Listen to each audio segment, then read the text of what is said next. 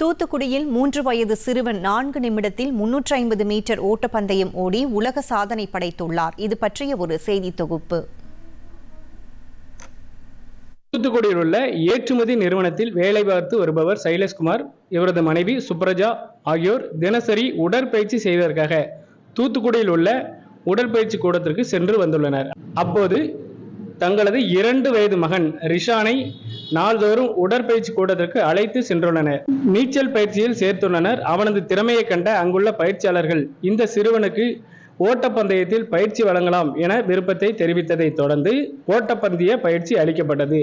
கடந்த 6 மாத காலமாக ஓட்டப்பந்தயத்தில் பயிற்சி பெற்ற சிறுவன் ரிஷானை மேலும் ஊக்கப்படுத்தும் வகையில் அவனை போட்டியில் பங்கேற்க குடும்பத்தினர் ஆர்வம் காட்டினர். இந்த ஆர்வத்தை தொடர்ந்து நோபல் சாதனைக்காக ஓட்டப்பந்தயம் நடத்தப்பட்டது.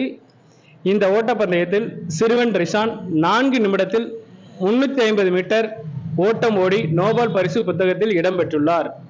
சிறுவனின் இந்த சாதனையை தொடர்ந்து பயிற்சியாளர்கள், விளையாட்டு வீரர்கள், அவனது குடும்பத்தினர் அவனை பாராட்டி மகிழ்ந்தனர்.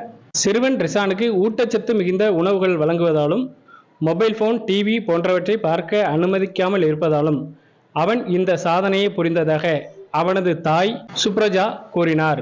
350 மீட்டர்ஸ் 4 மினிட்ஸ்ல ரன்னிங் பண்ணி வேர்ல்ட் நோபல் ரெக்கார்ட் இன்னைக்கு அச்சீவ் பண்ணியிருக்கான். இதுக்கான மெயின் ரீசன் வந்துட்டு அவனுக்கு பெருசா எந்த டிஸ்ட்ராக்ஷன்ஸுமே இல்லை. நம்ம டிவி போன்ஸ் எதுவுமே காட்டுறது இல்லை. அவனுக்கு full and full healthy food habits மட்டும் தான் அவனுக்கு நம்ம கொடுக்குறோம். கண்டிப்பா அடுத்த ரெக்கார்ட் வந்துட்டு ஸ்விம்மிங்லயும் அச்சீவ் பண்ணுவான். டிடி தமிழ் செய்திகளுக்காக தூத்துக்குடி மாவட்ட செய்தியாளர் ஏ லக்ஷ்மணன்.